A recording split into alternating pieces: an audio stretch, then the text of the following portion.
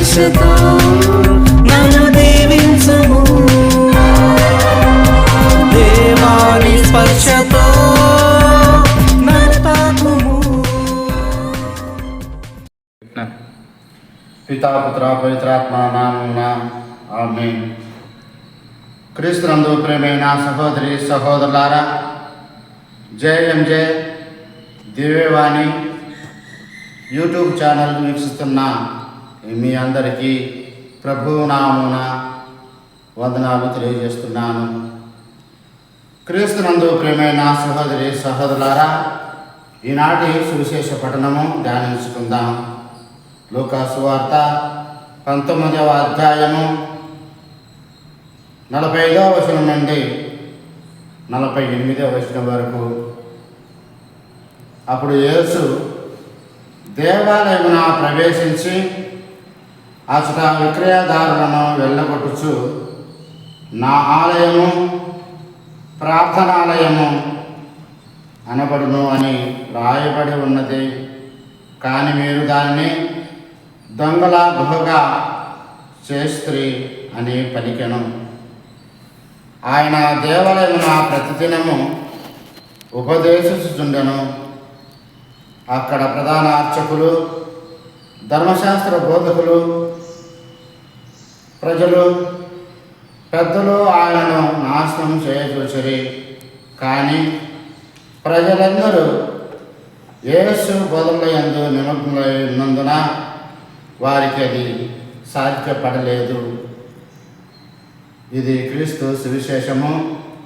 క్రీస్తువా మీకు స్థితి కలుగుగాక. క్రీస్తునందు ప్రియమైన సహోదరి సహోదరులారా, ఈనాడు మనము ప్రార్థనాలయాల పవిత్రను కాపాడండి అనేటువంటి అంశాన్ని మనం ధ్యానించి ఉన్నాం. ప్రియమైనటువంటి సహోదరి సహోదరులారా, దేవుని ఆలయము పవిత్రమైనది.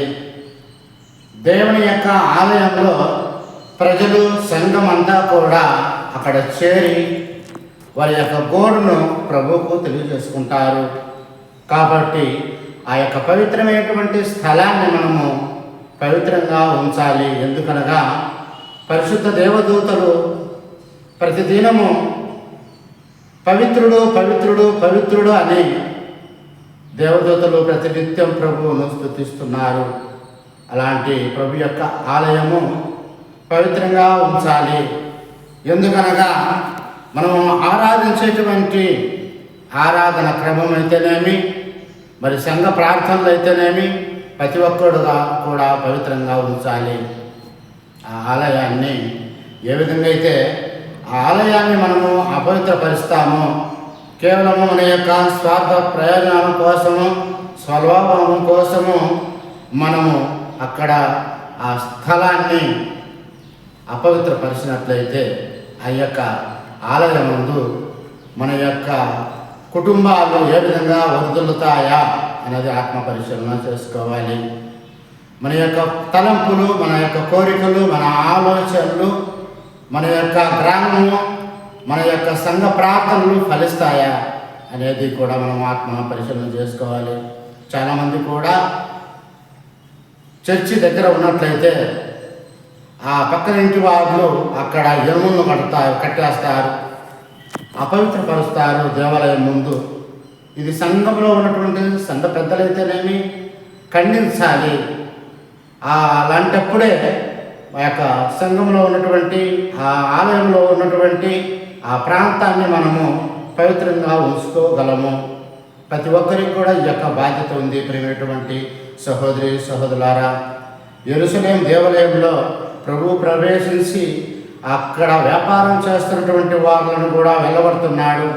ఇది దొంగల గుహగా మారుస్తున్నారు అని చెప్పి ఆయన బాధపడినటువంటి సమయాన్ని మనం గుర్తు చేసుకోవాలి. ప్రియమైనటువంటి సహోదరి సహోదరులారా, కాబట్టి యెరూషలేము దేవాలయాన్ని అక్కడ వాళ్ళు వారందరికీ ధర్మశాస్త్ర బోధకులకు మరియు ప్రధానార్చకులకు వీళ్ళందరూ కూడా ప్రభువును ఏదో ఒక రకంగా నిందించాలి, ఏ విధమైన చంపాలి అనేటువంటి కుట్రలు పడుతున్నప్పటికీ కూడా ప్రభువు యొక్క వాక్కును, ఆయన పరలోక రాజ్యం యొక్క వాక్కును ప్రకటిస్తున్నటువంటి సమయాలలో వాళ్ళు ఏమి చేయలేకపోయారు. ఎందుకంటే ప్రజలంతా కూడా ప్రభువు చుట్టూ ఉన్నారు. ఆయన వాక్యము సత్యమైనది, ఆయన ఖండించగలడు, ఆయన దైవశక్తి కలిగినటువంటి వ్యక్తి కాబట్టి ప్రియమైనటువంటి సహోదరులారా, అలాంటి భాగ్యాన్ని దేవుడు మనకు కూడా ప్రసాదిస్తాడు, అలాంటి కృపను మనకు ప్రసాదిస్తాడు. ప్రియమైనటువంటి సహోదరులారా, ఈ నా యొక్క ఆలయము నా యొక్క ప్రార్థనా ఆలయం అని ప్రభువు తెలియజేసినట్లు కూడా మనం కూడా మన యొక్క ఆలయాలను మనం పవిత్రంగా ఉంచుకోవాలి. ప్రియమైనటువంటి సహోదరులారా, ప్రభు యొక్క బోధనలను ఆలకించి వాటి ప్రకారం మనం జీవించాలి. అలాంటప్పుడు మన యొక్క కుటుంబాలు వర్ధిల్లుతాయి, మన యొక్క ప్రార్థనలు ఫలిస్తాయి. కాబట్టి ఈ విధంగా మనము ముందుకు సాగాలి. ప్రియమైనటువంటి సహోదరులారా, యేసు యొక్క వాక్యం నందు మనము బలంగా ఉండాలి. అలాంటి విశ్వాసము, అలాంటి కృప భాగ్యాన్ని దేవుడు మనకు అనుగ్రహించేలాగున మనం ప్రార్థన చేయాలి. ప్రత్యేక విధముగా హృదయమే నీ ఆలయము క్రీస్తు, నీ నామము నా గానము అని పాట పాడుతుంటాము. కాబట్టి హృదయాన్ని గురించి కూడా ఆ యెరూషలేము దేవాలయాన్ని మీరు పడగొట్టండి, నేను తిరిగి 3 రోజుల్లో నిర్మిస్తానని ప్రభు సెలవిచ్చాడు. ఎందుకనగా హృదయమైనటువంటి ఆలయాన్ని మళ్ళీ తిరిగి నేను నిర్మిస్తానని ప్రభు తెలియజేశాడు. కాబట్టి మన యొక్క ఆత్మలో దేవుని యొక్క పవిత్రాత్మ శక్తి మీలో ఉన్నది కదా, మీరు మెరుగరా అని చెప్పి ప్రభు ప్రశ్నిస్తున్నాడు. వాక్యం ద్వారా మనం చూస్తున్నాము. కాబట్టి ఆ పవిత్రాత్మకు చిహ్నంగా, ఆ పవిత్రాత్మకు మనం ఆలయంగా మన హృదయంలోకి దేవాది దేవుని ఆహ్వానించుకుంటూ ఎల్లప్పుడూ కూడా ఆయన యొక్క పవిత్రమైనటువంటి స్థలాన్ని, పవిత్రమైనటువంటి ఆలయాన్ని పవిత్రంగా ఉంచి మనం కూడా అలాంటి కృపలో ఆ పరిశుద్ధాత్మ శక్తి ప్రభావం ద్వారా